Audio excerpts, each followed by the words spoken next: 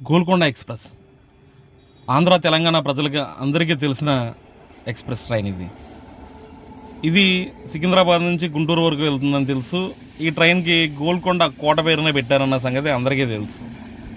కానీ అందరికీ తెలియని నిజం ఏంటంటే ఇది 1973లో ప్రారంభించబడింది. అప్పట్లో భారతదేశంలోనే అతివేగంగా ఆవిరితో నడిచే ప్యాసింజర్ రైలుగా రికార్డుల్లోకి ఎక్కింది. ఇది అందరికీ తెలియని విషయం.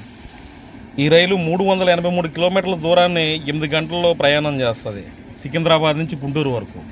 సికింద్రాబాద్ని గుంటూరును కలుపుకుంటే 24 స్టేషన్లలో ఈ రైలు ఆగడం అనేది జరుగుతుంది.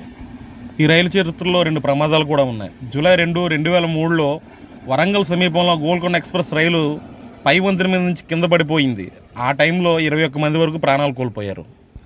మరొక ఘటన 1999లో వరంగల్ గన్పూర్ సమీపంలో ఈ రైలు పట్టాలు తప్పింది.